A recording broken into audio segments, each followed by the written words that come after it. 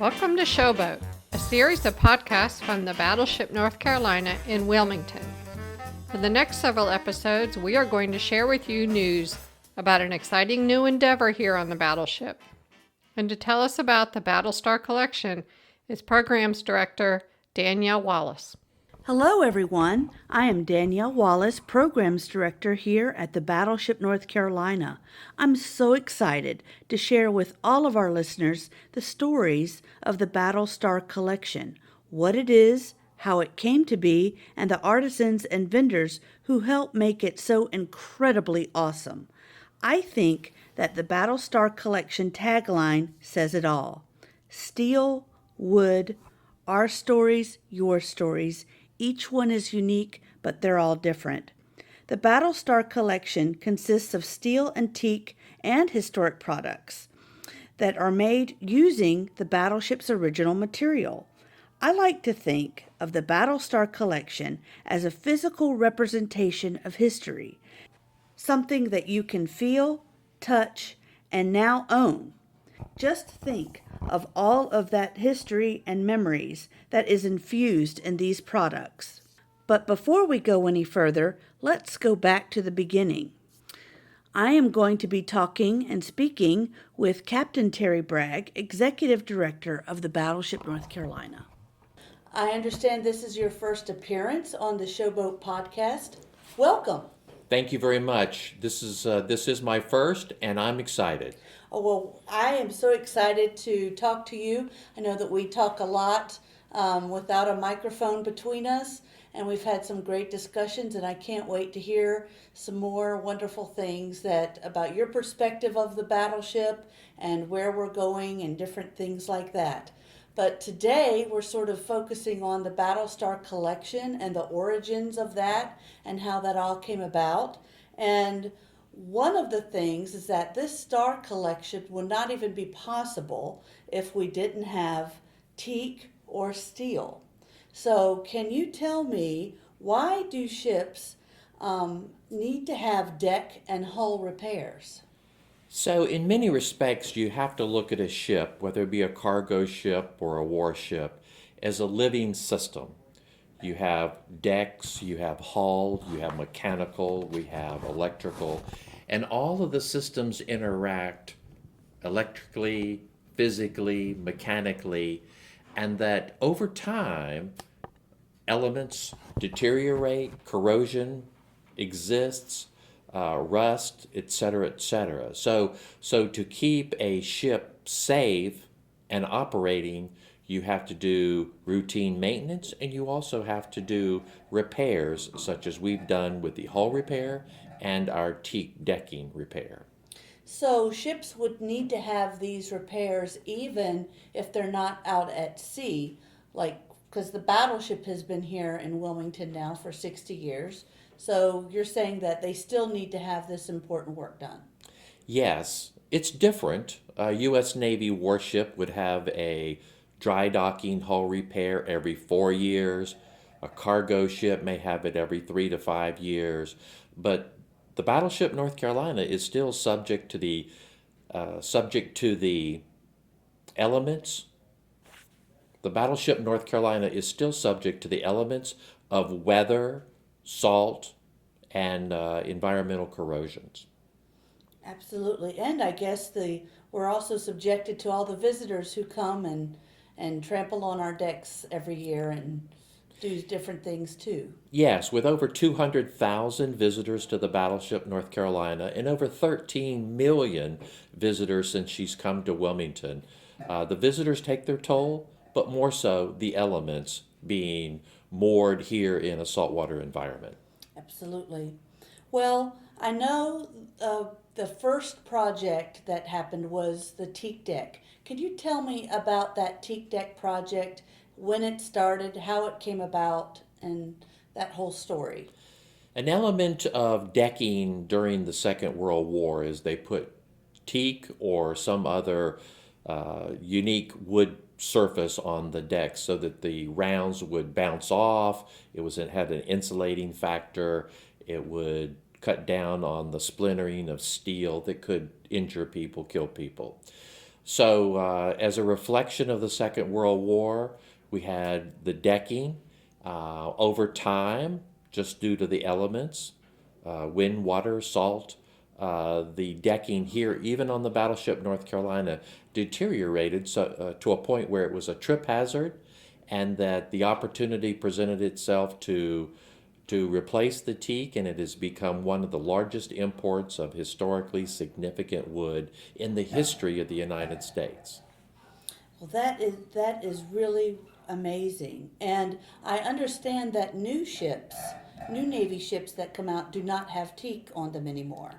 That's right. So the battleship deck was probably installed in the 30s. That technology passed. Her redecking was done in 2002, and there are no new warships that have wood decks. So that really makes our teak deck special. It is special. We have one of the finest decks in the world as a historically significant vessel of the Second World War. Now, I know that we have a teak deck on board right now. That is not the original teak deck. And that we have a special company, I believe, that we have worked with that has maintained that. Is that correct? Yes. So we do annual maintenance on the deck. Just that was a common purpose of the crew of the Second World War. However, due to our minimal manning that we have on the ship, we do occasionally bring in outside experts. Teak Decking Systems from Florida that manages the teak decking on many cruise ships is also support technical expertise for the decking of the Battleship North Carolina. And I would imagine that there's not many companies out there today who specialize in teak. Correct. Teak is a very exotic, and what's also unique is the deck of the Battleship North Carolina is old growth teak, which is of a unique higher level of specificity, much higher quality, much higher cost, and also the maintenance requirements. That is fascinating. I didn't realize that about the old growth teak, which makes me think that makes that the teak that we have, the original battleship teak, even more special, especially when we can have artisans who do their magic with it and repurpose it to something else. Now tell me now about the Battleship Steel's replacement program or project. Yes, so as the battleship has gone through these maintenance period, repair periods, first of all with the teak decking, when you pull up the old teak, it still has value. It's still a heritage asset. It served the ship during the Second World War. Remember, the Battleship North Carolina is the most decorated battleship of the Second World War. So the opportunity to harvest the teak, repurpose it, use it as we see fit, share it with the public has been very important to us. As well, with the hull repairs, as we cut out warship grade steel, it has great value. More than just scrap. It has great value. It's of a higher quality. It's actually got a technical term, A36 steel, that we replace steel on the hull of the battleship. And as I understand, we put steel on the battleship that had been originally destined to go for construction of a new aircraft carrier in Norfolk. Wow, that is really interesting. I did not know that. That means a lot. So our battleship steel, special stuff. Now, is it going to be the plan for all of the steel on the ship to be replaced eventually, or is it just that one section that was done up around the bow? Or tell me about that. So the unique design characteristics of a World War II battleship is that the bow and the stern were 1/2 inch steel plate. The rest of the ship was 5/8 and 3/4 inch, which is much thicker. So the Achilles heel on the battleship is forward and aft. And the also interesting thing is the deterioration of the hull is not due to rusting, it's due to galvanic corrosion. And this galvanic corrosion is precipitated through ion exchange and electrical current transfer through the hull. The bow, being a pointed surface, is more subject to deterioration than the stern, which is a rounded shape.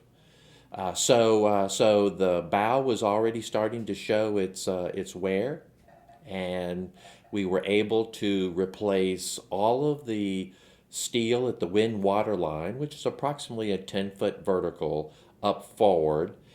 We did our own testing back aft on the stern of the ship and found out that the steel was in much better condition, did not need to be replaced at this time. However, if it does, it'll be on the plate for some other future project. That is good. And I know that for our listeners, anybody who wants to see some of the pictures of this project, they can go to our website, BattleshipNC.com, and they can see some of those pictures of the men working on that and see that steel up close. Yes, the visitor, the BattleshipNC.com has a great coverage of the hull repair project. However, there's even better pictures with widescreen angles in the visitor center. So there is a specific display with coverage, and you get to see greater detail. So come to the battleship and see this for yourself. And if you're really good, you may even ask to see that holy steel I know that you like to talk about. Sometimes I know that you take, quote, the holy steel around to certain groups that you talk to. Can you tell me about that? Yes, we just developed that term. The Battleship North Carolina actually had holes in the hull on the starboard bow forward, and that steel, which had originally been half-inch thick, had deteriorated so that it was thinner than a dime, and it was holed in many areas. And when we did our first hull repair project at the bow in 2012, the contractor cut out a 1 foot by 3 foot section that really goes to show and dramatize the deterioration that the ship had experienced. And that's why we did the repairs up forward. I know that we did that, and I understand that State Employees Credit Union also helped with our walkway that is now around the ship, where visitors can see that hull even closer than they ever could before. And so thank you to all of our donors and people who continue to help us. And Captain Bragg, I understand that there is a special question that are asked to each visitor at the ticket window when they come in. Can you tell me a little bit about that? Yes. So many people who visit the Battleship North Carolina, whether they be North Carolinians or they be from out of state, they often want to know how they can support the battleship and the message of service. And we offer them the opportunity to make a donation in the name of their family. It's a small donation, but it's vested. It's their contribution. And we have great success raising funds specifically for the restoration of the ship. And that is so important to all of us, but that guarantees a revenue stream to continue to do maintenance for the ship. So everyone out there, continue to help support us and help us restore you. Hopefully you can understand now that as we are sitting here having this conversation right now, that we are actually on a living vessel that is subject to the elements, and we need help making sure that we can keep her looking great for generations to come. Now, that word generations, I know that we currently have a generations campaign. Do you mind talking a little bit about that? No, I will gladly speak to that, but I would also like to throw in that in addition to the hull repairs and the teak decking repairs, that while we were sharing the opportunity of how others could support the Battleship North Carolina, that I provided a briefing to the State Employees Credit Union Foundation. And they said that it doesn't really fit within their giving plan to support warships. However, they did donate $3 million to build our walkway so that visitors could have a chance to see the ship at angles and perspectives that had not been available in over 60 years. So we thank the State Employees Credit Union Foundation for their support.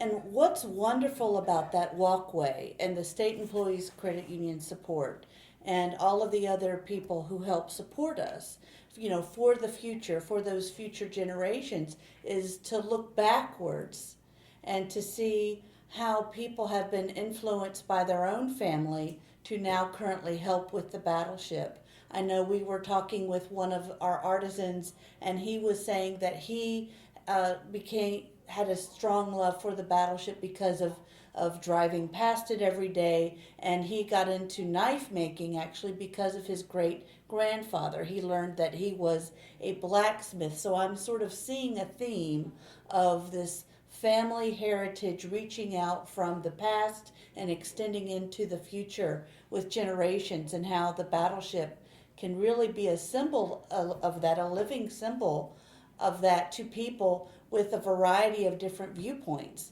whether that's a personal or a military or an environmental or an engineering perspective or anything. It's just so exciting to see that the battleship is such a dynamic, shall I say, even organism, if it's living like this. Yes, I like to refer to the Battleship North Carolina as the Peoples Battleship. And not only do people want to visit, bring their children, bring their grandchildren, they want to read, learn about the message of service and giving, and they also want to learn about the technologies of yesteryear. And that now that we've gone through this process of repairing the decking and harvesting old growth teak, as well as harvesting steel while we are conducting our repairs. Now remember, the Battleship North Carolina is the most decorated battleship of the Second World War. This is a piece of history. This is a chance to own. This is a chance to inspire and share with younger generations as well as older generations. And you're exactly right. And now that the Battlestar collection gives people the opportunity to own a tangible piece of that history, they can then pass that down to their family or share it with their friends. And I know that when the ship was brought into Wilmington, there was the Grandmothers Club, where the grandmothers, it was part of WECT.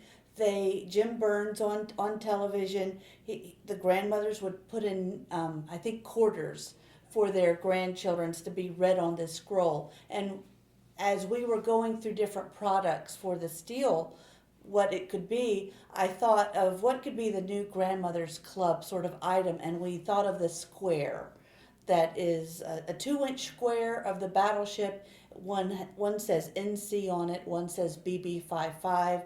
They're priced $25 to $30, very affordable. So that, and my thought was, let grandmothers buy one for each of their grandchildren as another way of passing on that history and their love of just supporting their own family and of being a part and owning that history. Now, Captain Bragg, I know internally as a staff, we talk a lot about the restoration account. And I know on the certificates that everybody receives, signed by you, that it says all proceeds from the sales from Battlestar Collection goes to the restoration account. Now, what exactly is that for listeners who may not know? Yes, so we have to establish a little history.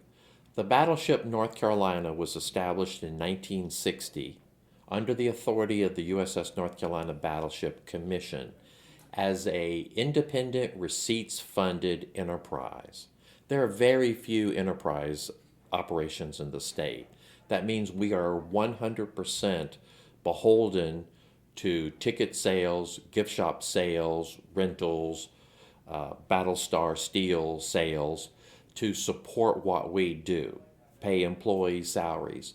But to ensure that the battleship is maintained for perpetuity, the restoration account is where we put funds where people have donated or earned in the name of restoration so that this ship will get the care it needs forevermore in a reserved account designated only for that purpose.